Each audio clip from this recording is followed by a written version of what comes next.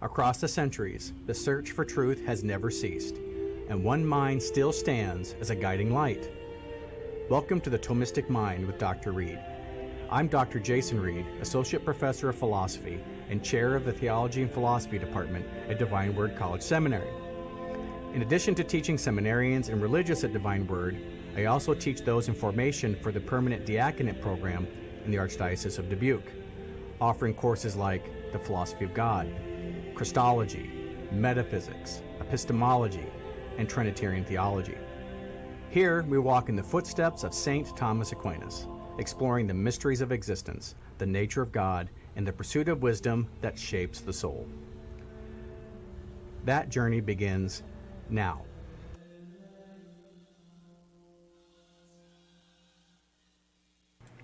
Welcome to the Thomistic Mind. This is episode number 14. I'm Dr. Jason Reed. I host the Thomistic Mind, and we have been spending quite a few weeks on the nature of logic, principles of logic. And if you've been with us so far, you've been learning things about validity, arguments, soundness, premises, propositions, forms of argument, things that really very few schools even offer anymore. Very few colleges, seminaries offer logic anymore. So one of the reasons that I wanted to do that is because at the beginning of these series of talks by the Thomistic Mind, I came across a student at a college, and as I was discussing logic with them in that conversation, I saw two things. One, just how interested they were in learning logic, the excitement of learning how an argument works and that there's objective rules for inferences and you can find the truth. That's actually something you can do. And that's the appeal of logic. Logic is the instrument of philosophy. Logic is the instrument of reason that helps us find truth. That's the overarching takeaway from all these weeks, is that. And then the second thing was that as this student was interested, he asked me where he could study and learn it because they didn't have it at their own college. And that's why I thought, you know what? I know this is, many of you listen to this through the audio version of the Thomistic Mind, so you can't see necessarily what I'm maybe illustrating, or you can't see me talk about these things, so it's all audio.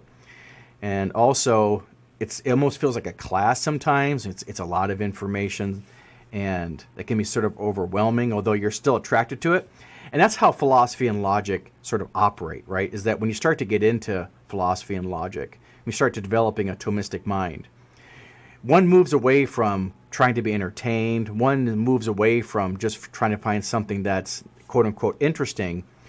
What you're being subjected to, maybe, or what you're being introduced to is probably more accurate, is something that can actually help you in your life and help you think and come to correct conclusions.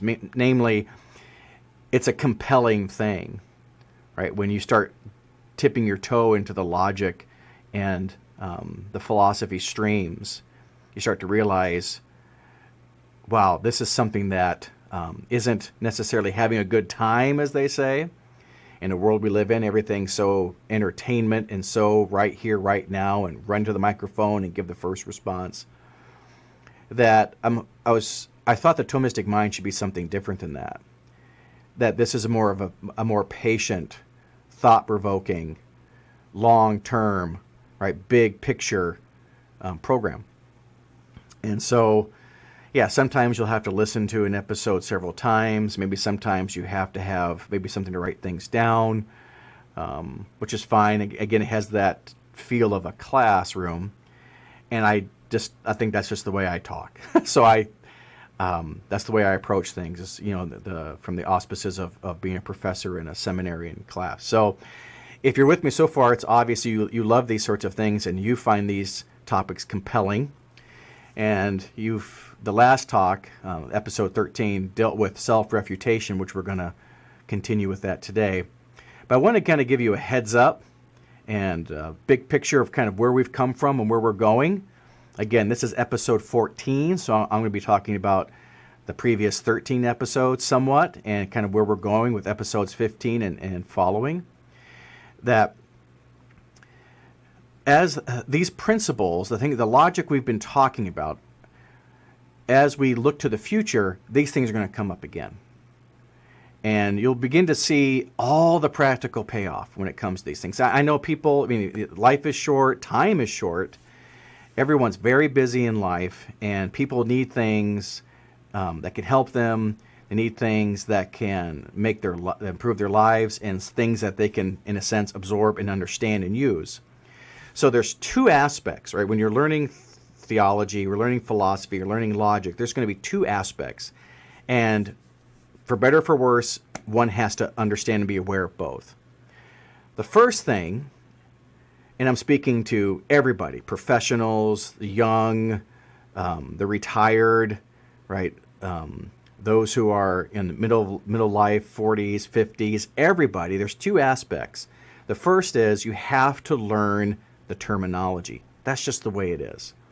There's no way of getting around it. If you want to grow in your thinking, if you want to grow in your arguing abilities, you have to learn the terminology, and at some level, at least the basic terminology.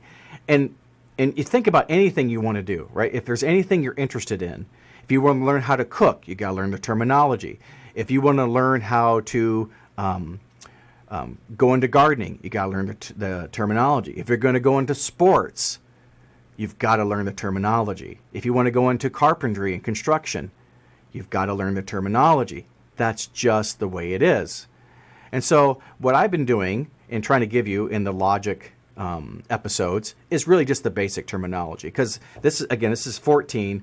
In episode 15, it will be basically a summary of all the things we've been talking about in logic. It will be the takeaway episode. It will be episode 15. Okay. In 14, in this one, we're going to go through the terminology of self-refutation, and then we're going to go through necessary and sufficient conditions, and that will complete. So keep that in mind. This will complete a basic grasp, the foundational concepts and ideas of logical thinking. And then 15, we will give big picture, the things you should, the takeaways, what you, in a sense, what I'm expecting one to know after the first 14 episodes. Okay, and then we'll take a break for a couple weeks, and then when I come back, start recording again, we're going to dive into the life of St. Thomas Aquinas. We're going to be looking at the book. If you have, I know some of you probably have the book, but if you don't have it, you're going to want to get G.K. Chesterton's book on St. Thomas Aquinas, because we're going to spend a couple weeks on I'm going to go through the life of St. Thomas. Chesterton alludes to a little bit of his life, but I'm going to give a chronological account. It's a fascinating life that he lived, so I'm going to spend probably an episode and a half, maybe two, it depends. For sure, at least an episode and a half, laying out the life of St. Thomas Aquinas, and then I'm going to lay out and go over the outline of the life of G.K. Chesterton. So we're going to see the life of the guy that he's writing about, the thinker he's writing about, and then we're going to learn about the life and the character of the man who wrote the book. So you have a nice, bird's eye view of what's in the text, why Chesterton wrote it, all those sorts of things. And then for 4 episodes, probably 17 through 20, we'll be going through and highlighting key aspects of Chesterton's book on St. Thomas.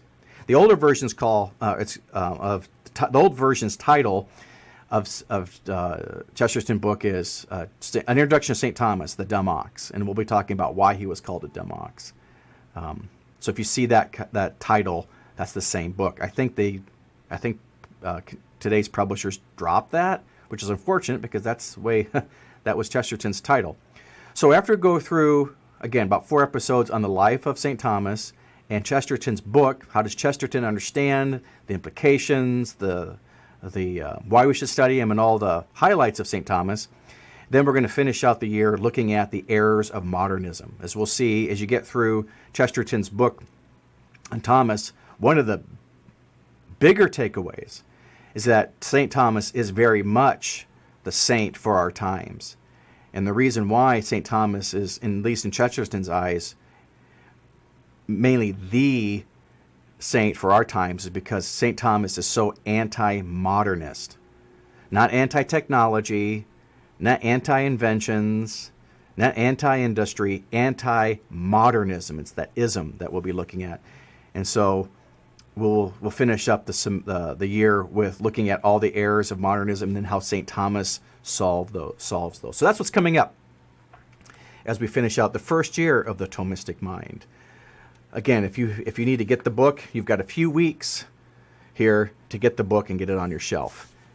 Chesterton's book, Philosophy, the Introduction of St. Thomas. And sometimes they come together. There's one version of the book that contains both Chesterton's book on Francis, which he wrote before St. Thomas, and then Thomas's book together. So there's one version, one copy. I think it's by Ignatius. I'm pretty sure that's right, where it contains both Chesterton's book, both on Francis of Assisi and Chesterton's book on St. Thomas Aquinas. Or you can also just get the book by itself. Okay, as promised, we will dive into and do a little bit of review of self-refutation, self-contradiction. If you've ever seen the movie A Christmas Story, I've mentioned this last time, right? Little Ralphie wants to get a BB gun for Christmas, and the mother throughout the movie said, "You're going to shoot your eye out." The teacher says, "You're going to shoot your eye out." Santa Claus says, "You're going to shoot your eye out," right? That's the idea of ricocheting, right? Well, self-refutation or self-contradiction, or sometimes called self-stultification, is the idea of an idea going out and coming back and hitting itself in the eye. Statements going out and hitting themselves in the eye.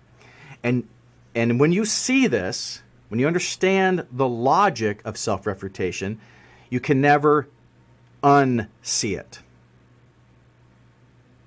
When you get the idea and grasp the understanding of self-refutation, you can never unsee it. And one will see it everywhere, especially in the internet.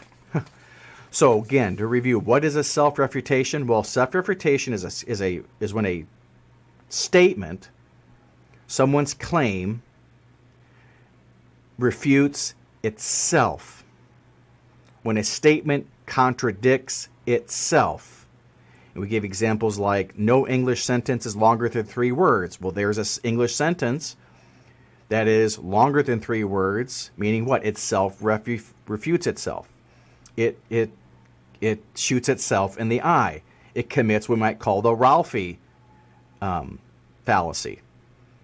Okay, but I just came up with that. Could be if you're trying to remember this, think this is the Ralphie fallacy, where the statement shoots itself in the eye.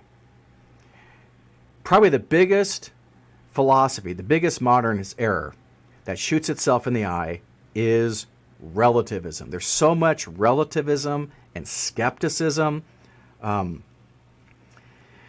As I was teaching on this is like episode 13. Between episode 13 and this episode 14, these recordings. Again, this is the Thomistic Mind with Dr. Jason Reed, and we're looking at self-refutation, and I'm going to be talking about my latest encounter with self-refutation. So there's a what do you call it? An acquaintance of mine, and I don't know how we got on this topic. We were discussing faith, the truth. It might have had something to do with something in the paper, or had something to do with, anyway, there's something about Christianity being true.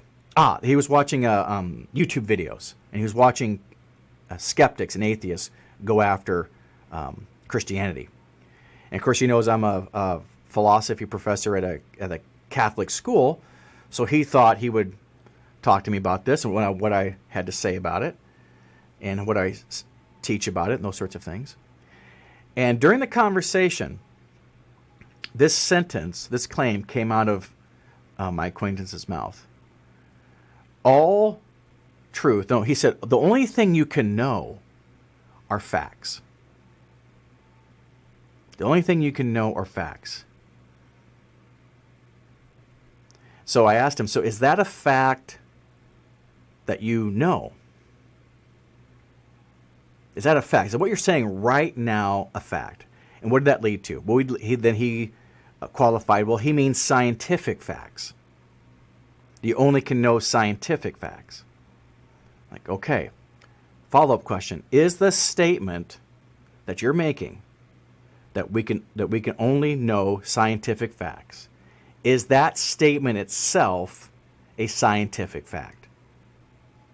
And this guy thought about that. He's like, he really didn't know what to say, because he felt like I was tricking him. I said, I assure you, I am not tricking you. I assure you, I am not trying to confuse you. And I was very honest with him. I said, I think there's a sense in which you're actually confused, and now you're coming to terms with the confusion. He said, what are you talking about? I said, you're confused about knowledge and where knowledge comes from and how people talk about their knowledge.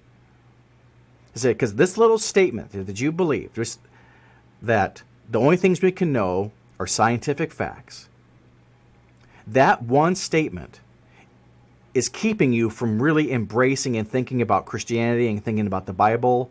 Am I wrong? He said, no. He said, if we can't know anything beyond scientific facts, well then everything's faith. I mean, you've got this religion and that religion. You've got Islam, Mormonism, Catholicism. It's all just a bunch of opinion. It's all just people believing these things because they either raised that way or they gives them life meaning. Also, we started going down this psychological rabbit hole, because if it's not a scientific fact that you believe it, then you can't. Then no one knows their own religions, and then you start to the quick move then is to give a psychological analysis of why people have these beliefs. Again, we try and explain their beliefs from their origin, from their situation, from their family, from their communities. Just go down the line. So there's a lot at stake here. There's a lot going on just from this one simple statement. And I said, well, if there are facts that you can know that are not scientific, then would it be possible at least, would we made at least logical space for the claims of Christianity? He asked me, well, can you repeat that? I said, sure, I'll slow down. If there are truths, facts, that we can know that are not scientific, then is it possible that Christianity could be true? That we could know that? Meaning, because our knowledge would no longer be limited by science, then at least in principle there'd be other modes of knowing, like history, like philosophy, etc. He said, sure. He sees that, yeah, but he said there isn't any. I said, well, you've actually given me one. What? He said, you've given me one fact that you claim to know that isn't scientific.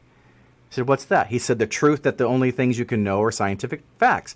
That statement is not a scientific fact. And this is where the dialogue really started to heat up. I mean, it's really, I could see the gears grinding, because I've been there myself. I mean, you're really coming to terms with a self-defeating statement. Everything changes. I said, here's what you can do. Write down the sentence. Just write it down on a piece of paper. So he wrote the statement down. The only thing you can know are scientific facts. Okay, look at that. He said, okay, I'm looking at it. How is that right there on the page a scientific fact? Like, if it is there a scientific experiment behind it? Is this a scientific theory? And it wasn't too long he started to see that he had shot himself in the eye. And much to my surprise, he went full-blown skeptic. Well, if we can't know, if that's not a scientific fact, then maybe we don't know anything. Not even science. And so that was another conversation. But the point and of course, and then skepticism becomes a self-refutation. So he saw that the statement, we can only know scientific facts, he saw that shot himself in the eye. That was a Ralphie fallacy. That was a self-refuting statement. And then instead of being then open to other truth, the next statement he says, well, maybe we don't know any truth. Maybe there are no truths. Maybe we can't know anything. So I said, well, write that down. Write down that I can't know anything. Maybe there is no truth. Maybe we can't have certainty. And every time he wrote something down, or every time he wrote a statement down, he started getting exhausted. Well, I don't know how to do this. I don't know how to say I can't know. I don't know how to say that our truth is limited. I don't know how to say these things. I said, because it's impossible. The moment you try to deny truth, the moment you try to deny knowledge of reality, the moment you try to deny certainty, the moment you try to affirm skepticism, the moment you try to affirm relativism, they all collapse. They all collapse. Which means, and this is where I quoted the scripture to him, as Romans 1 says, this is why we are without excuse, because we cannot not know these things. I'll say that again. We cannot not know. We cannot not know. Now, that doesn't mean, and this is where I was very quick, Lord, thank you, God, to warn this friend of mine, acquaintance of mine, that doesn't mean that now the truth is obvious. It doesn't mean that, okay, because it's self-refuting to deny certainty, because it's self-refuting to deny truth, because it's self-refuting to deny objective truth, to deny absolutes, it doesn't mean that all of a sudden you've got knowledge of it yet. No, it's going to take a lot of work now to find the truth. It's going to take a lot of work to find. You've got to make arguments. You've got to look at different views, different philosophies. But now we're off and running. Now you can actually start to inquire. Now the question of does God exist is now a real question that you can ask, and you can start to investigate it. Is Jesus Christ the Son of God? You can now really ask that question. Did he rise from the dead? Are there objective moral truths? Do human beings survive death? Do we have free will? These are now all on the table. That is an entire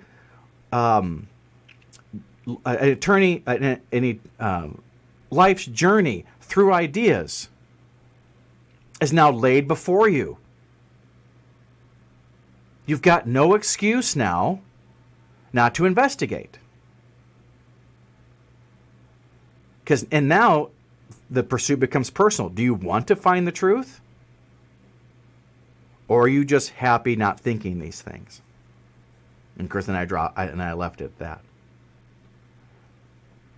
The power of self-refutation. It opens up inquiry.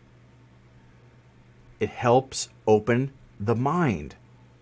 It helps open the will. Because we're told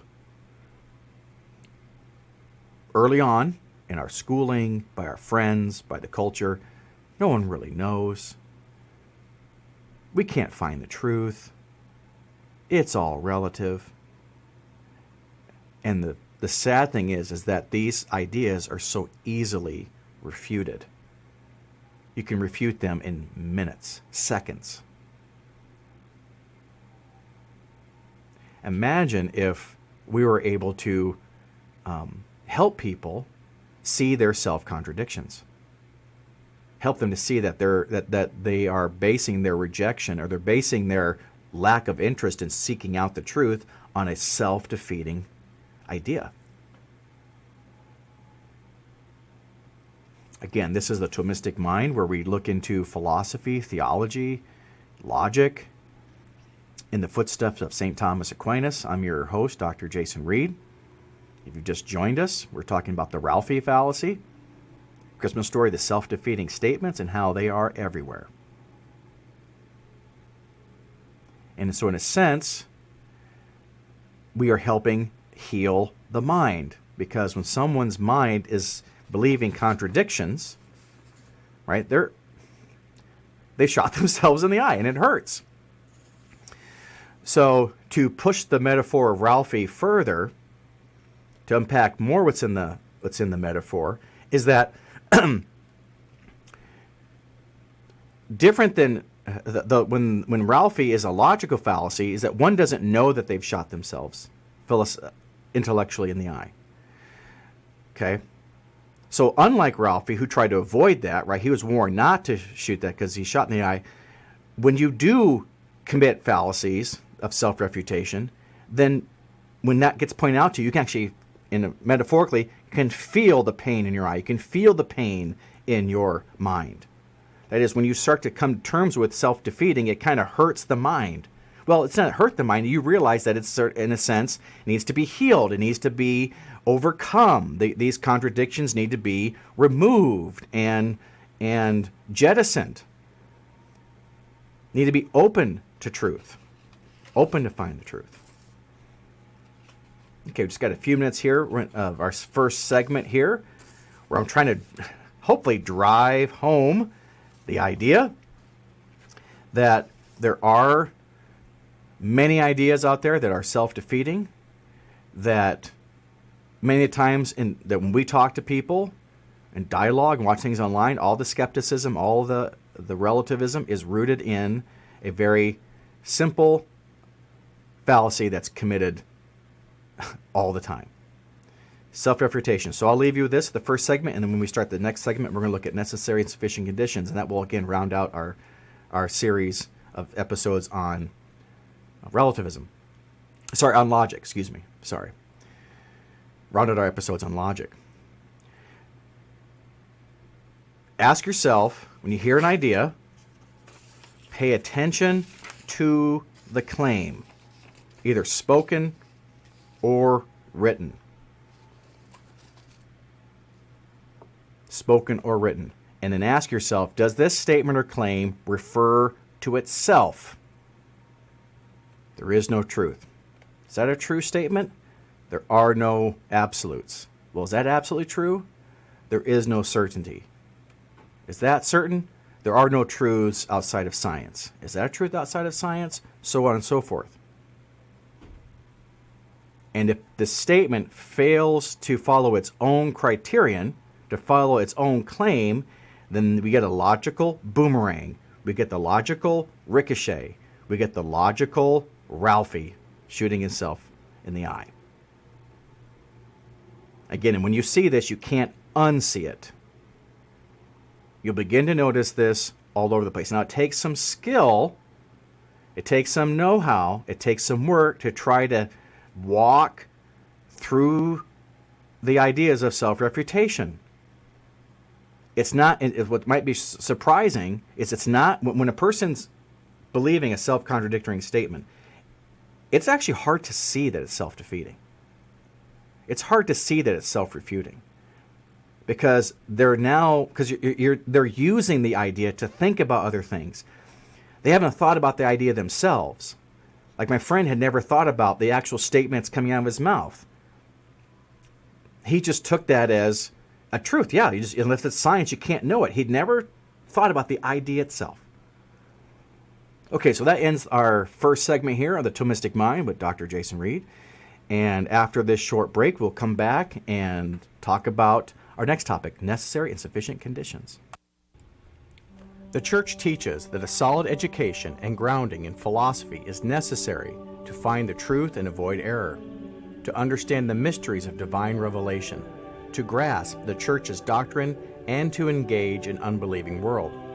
Philosophy is so valued by the Church that she requires it to form the intellectual life of her priests.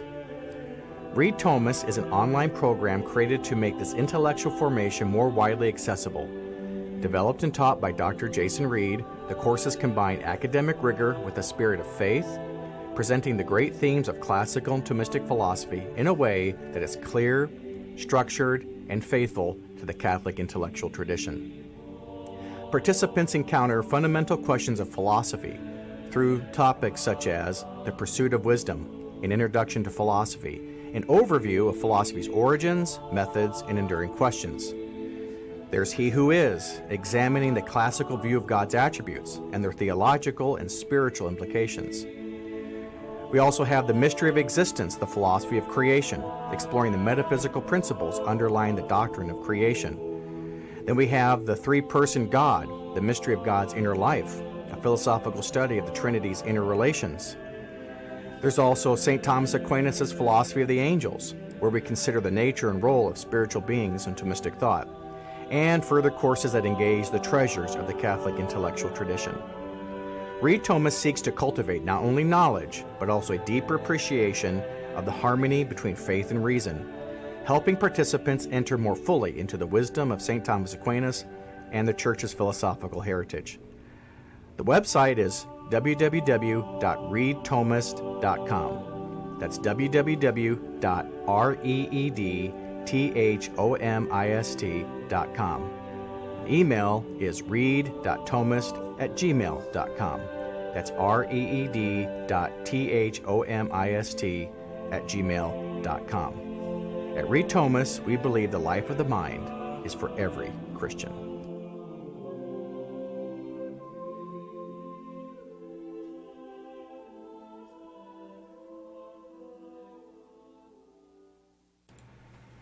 And we're back to the second segment of episode 14 with your host, Dr. Jason Reed. This is the Thomistic Mind, where we try to love God with all of our heart, soul, mind, and strength. And we just finished up last segment on talking about self-refutation. Hopefully that's more clear to you now what self-refutation is and how it's committed all the time, and you can see it everywhere. Once you see it, you can't unsee it. In the second segment of episode 14, we're going to dive into necessary and sufficient conditions. These are ideas that are literally used all the time on the one hand, yet with very little to no awareness that they're being used on the other. And when I say they're being used all the time, I mean it's all the time. So for example, especially in politics, in debates online, whether it's in a Facebook chat, or if someone is making a TikTok video, or there's some sort of YouTube channel, whatever, they're going to be talking about necessary and sufficient conditions. For example, there's a lot of debate now about what constitutes an act of war. Is X, whatever X is, an act of war? Well, that is a question about what's necessary and sufficient. So you'll see people go back and forth, and some people will say, well, the act is an act of war because this country A invaded country B. And then someone will respond and say, well, no, wait a minute. There are times where country A invades country B, and it's not war. And moreover, there are times, and they're talking to their interlocutor, like in a panel discussion, and someone will say, wait a minute, if you're saying invading makes something an act of war, then where were you when this other leader was invading other countries, and you didn't think that was war? Back and forth. Is an act of war, what's required for a legitimate act of war? Well, do we need congressional approval? And someone would say, yes, without congressional approval, it's not a legitimate war. Okay, or it's not a legitimate act of a leader. Then someone would say, wait a minute, but if that's the case, then how come in other situations where you had someone, a leader, do the things you're talking about without congressional approval, but you didn't say that was an illegitimate move, so on and so forth, all the time. Or if we're talking about whether someone's responsible for their actions, they'll say, well, they knew what they were doing, they had time to react, and so therefore they were responsible. And again, another debate will be, no, wait a minute, just because they had time to act at split second and they didn't have time back, just back and forth, back and forth, back and forth.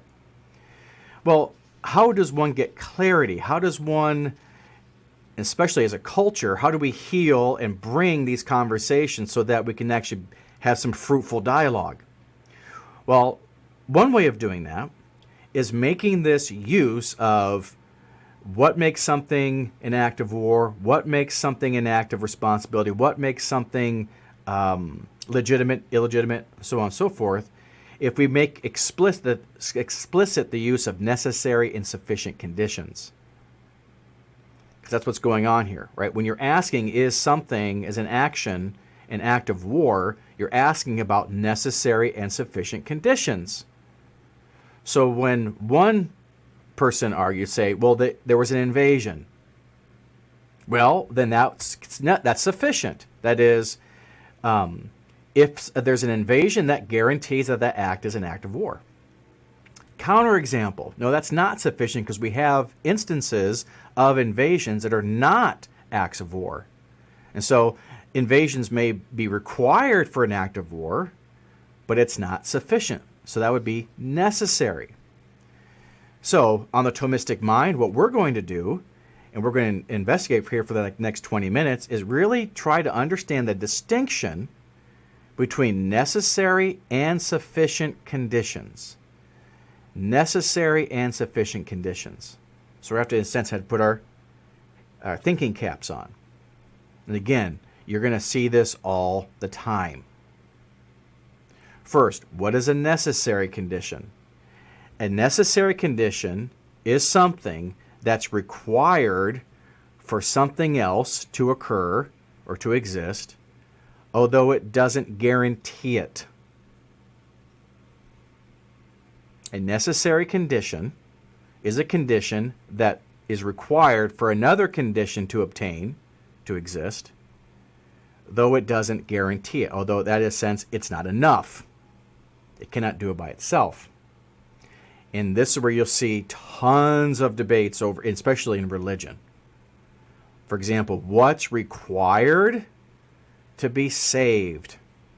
Is a person saved? Some people will say, well, unless you're explicitly in the church, you're not saved. That is, if you are an explicit follower of Jesus Christ in the Catholic Church, then you're saved. So, being saved is necessary for being in the church, for example. Okay? And we'll look at, an example I'm going to look at here in a few minutes is going to be baptism. Is baptism required for salvation? Must one be baptized in order to be, quote unquote, saved? If the answer is yes, then being saved, if someone's saved, then you know they've been baptized, for example.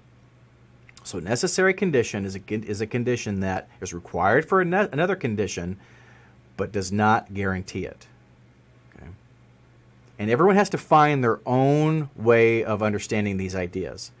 And the way I understand the idea of necessity is this, is that fire needs oxygen. Fire needs oxygen. It is the presence of oxygen is a condition that fire requires. However, oxygen by itself does not guarantee there is fire. It's just something that fire requires. So therefore, oxygen is necessary for fire. Oxygen is necessary for fire. I remember I do this all the time where, might surprise you, maybe not, when we have campfires or fire pits out in the back with the young kids, I'll ask the kids, what's necessary for this, for a fire to be had? Or I'm about ready to put I haven't had anything in the fire pit yet, and I'm trying to give them a logic lesson whether they know it or not. So here's this fire pit. Okay, what's necessary? And they say, well, you got to have something to burn. Okay, so we got to have something to burn. That's necessary for fire. So they grab the wood, they put it over, and they put it in the fire pit. What else? Is that it? No, we need something more. Oh, cool. So it's necessary, but it's not enough. So we need something more. What else do you need? Well, you got to have heat.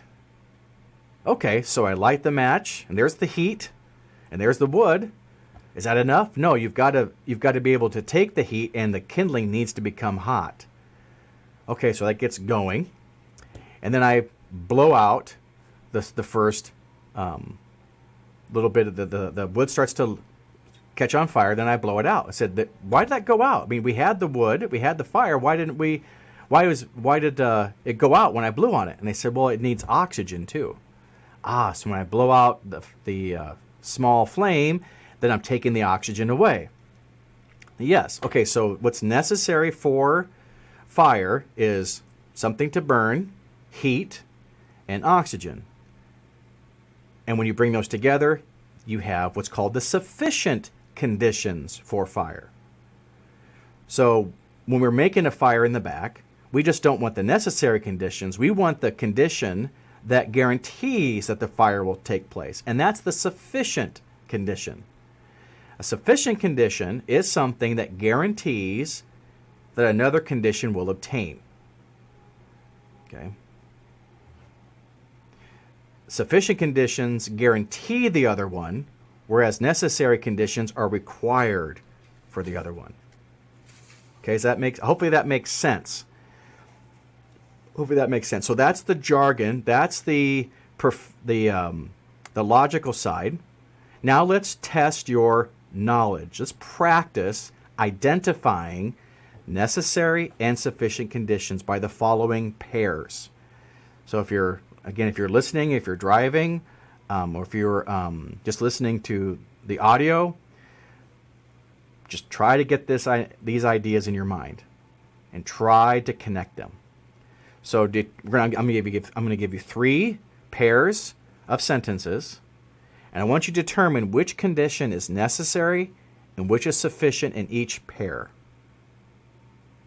Okay, first pair. The car is blue. The car is colored. The car is blue. The car is colored. Second pair. The ball is shaped. The ball is round. The ball is shaped. The ball is round. And finally, Smith is human. Smith is a person. Smith is human. Smith is a person. Again, once we get these down, we can start actually doing some serious theology and philosophy.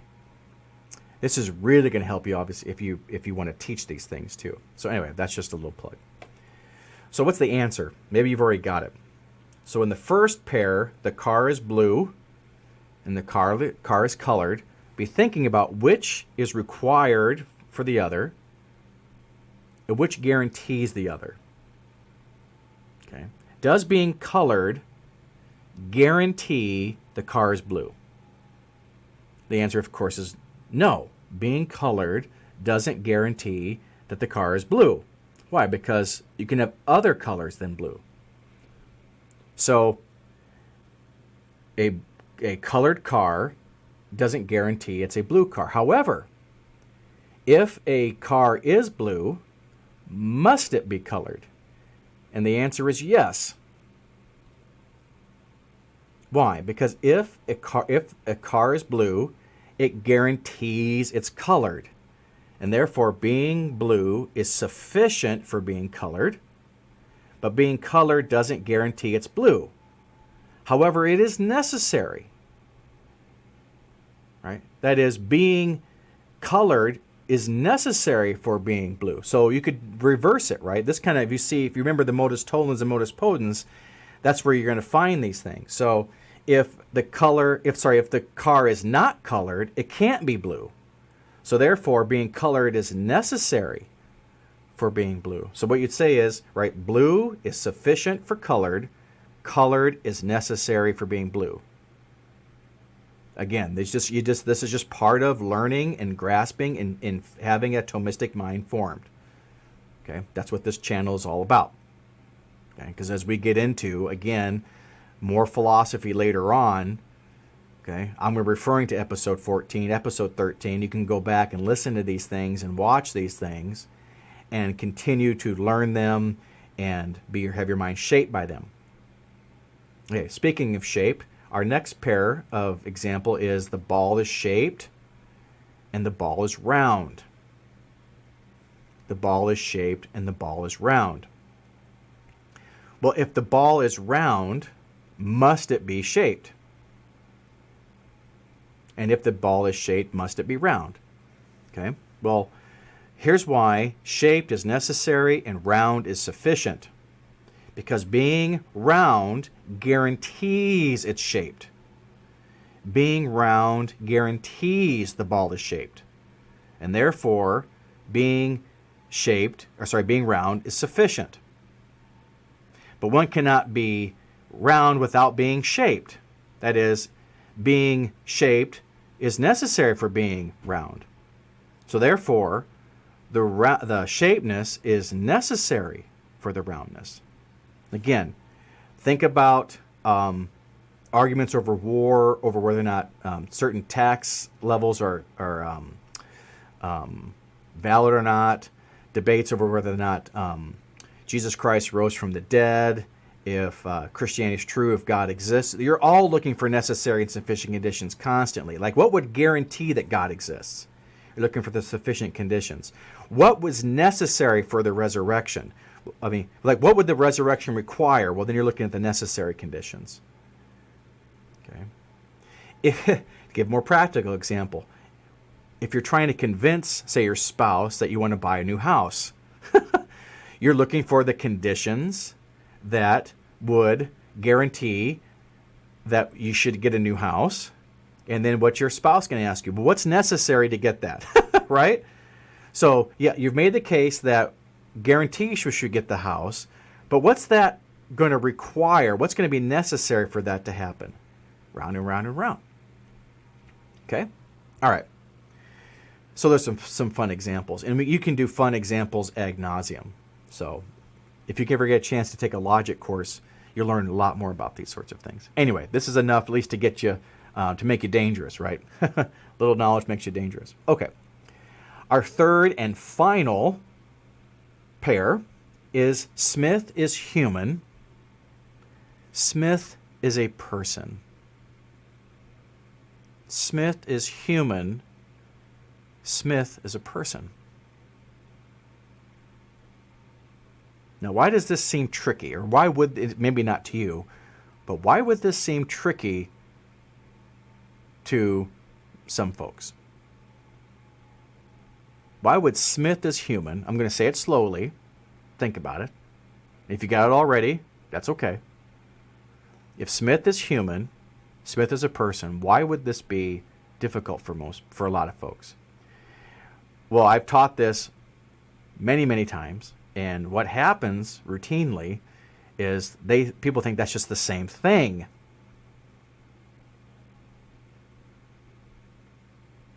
Well, aren't humans persons? Aren't persons human? Not necessarily. There's the term again. Think about debates over abortion. Debates over abortion.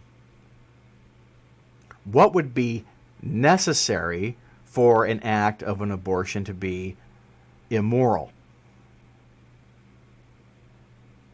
Okay. So a lot of people will argue that abortion would be immoral if abortion were the killing of a person. So there are many pro-abortion advocates that will say that if an act is the killing of a person, then it is immoral. Moreover, if it's the killing of an innocent person, it's immoral. But they don't think that the unborn, the being in the womb, is a person, although they would be willing to admit that biologically it's human. And so why is the unborn, although biologically human, but not a person? Well, because they'll think persons have self-consciousness, persons have self-determination, persons have self-awareness, all these sorts of things. So there's a big debate about that. Okay, then what happens? Well, when a person's trying to defend abortion says that a person has to have self-awareness and then they're a person, well, then what's the counter to that?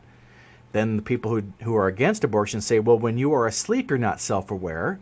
Or what if you're in a coma, you're not self-aware? Those are called counterexamples, which means what? That personhood cannot be cannot be guaranteed by self-awareness, because we know there are persons who lack self-awareness. Okay? And of course, then self-awareness actually comes in degrees. If you're taught a 5-year-old, 5-year-olds don't have a lot of self-awareness. And I would argue many adults don't have 100% self-awareness, so myself included. Okay, see, philosophy can be funny. Okay, but that's about as funny as I get right there. That's not If you don't laugh at that, I can't help you. Okay, so meaning that there is a debate about whether one can be a person and human. Do these necessarily go together? And so when you start to think these things through, you start to see, wait a minute, yeah, they're not the same thing. So then what's the relationship between them? Well, being human, can you be a human and not be a person? So I can't argue for that here and now, but for the Catholic philosopher and the Catholic theologian, they would agree with those who would say that being human guarantees you're a person. So humanity, being human, is sufficient for being a person. Now that doesn't necessarily mean that the person is fully developed. So you would say that the unborn is not potentially a person. No, the unborn is a human person in potential. That's one way you could say it. But so being a person is necessary for being human, but doesn't require it. So what does that mean? Well, in the tradition, right, and particularly in the scriptural tradition, we have persons that are not humans, i.e., angelic persons. And this might surprise some people. Again, this is the Thomistic Mind. We're coming up here near the end of our second segment of episode 14. And we've been talking about necessary and sufficient conditions. I'm really hoping that this really helps you, that you begin to see, understand these concepts, maybe start thinking about ways in which you could apply them and see them and use them. And especially when it comes to this idea of person, this is where you see how Christian the ethos of our world is, because the word person, in terms of our philosophical, political nomenclature, right, when it really becomes a concept of law, a concept in philosophy, a concept in theology, a concept in just everyday discourse, comes from the Christian doctrine of the Trinity. The big emphasis on personhood is a function of Christian theology. Why? Because the word person in its etymology meant a mask. A person meant you had a mask on. You were impersonating. That's sort of one of the roots of the word person. It meant you are impersonating. You are putting on a mask as though you were someone else. And so the early church fathers, in particular Tertullian is an example, the Cappadocians, they were trying to explain against the heretics of the Arian heresy and the Sabellian heresy is how can there be three in one? How can there be three subjects? How can the Father, Son, and the Holy Ghost be three and yet the very same being? Because what's odd about the Trinity is that the Father, Son, the Holy Ghost are the same thing. That is, they are the same being, but there's some distinction between them. Somehow the Father is other than the Son. And so what the early church fathers used was the word person, because person had this idea of subject, that is, subject versus object. And if you think about yourself, no pun intended, if you think about your own life, you think your own awareness, there's a sense in which there's the objective side to you. That'd be the side that, say, a doctor is looking at, or the police officer is looking at your actions, or someone else sees your hairdo or the way that you walk, right? They see the objective side, right? Just the things that can appear. But then there's also the subjective side, right? There's your awareness of something, right? There's a subjective side to your being, right? The subjective aspect to your consciousness, to your existence.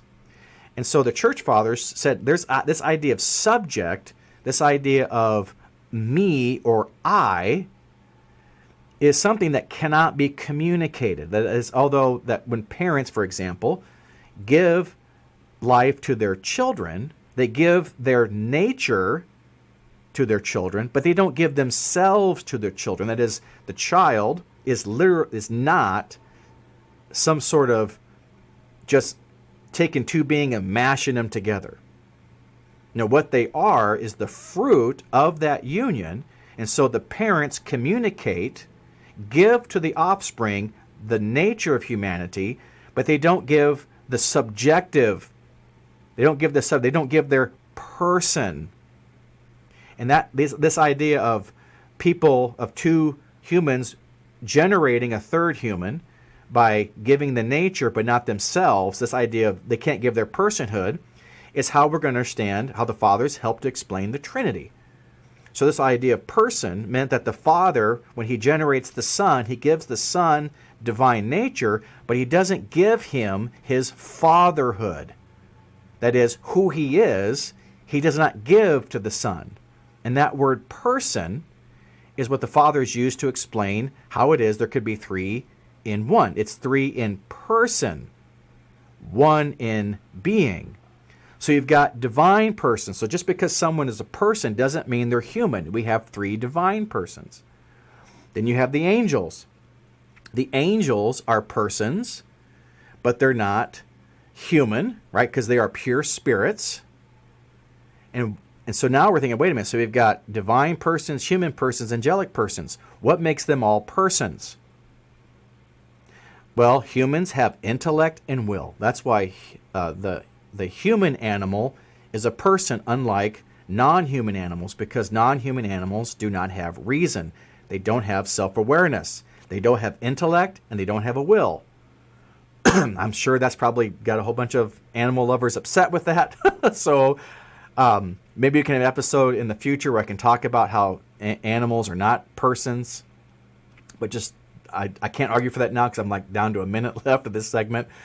So maybe this is a hook. You'll come back later to see me defend the idea that animals don't have reason and will. But anyway, but if they did have reason and will, if your puppy has reason and will, it would be a person, put it that way.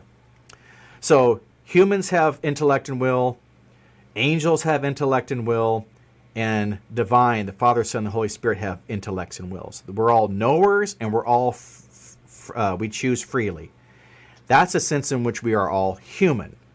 All persons, in which we're all persons. So that means then that being a person is not sufficient for being a divine, angel, or human, although it is necessary for those three.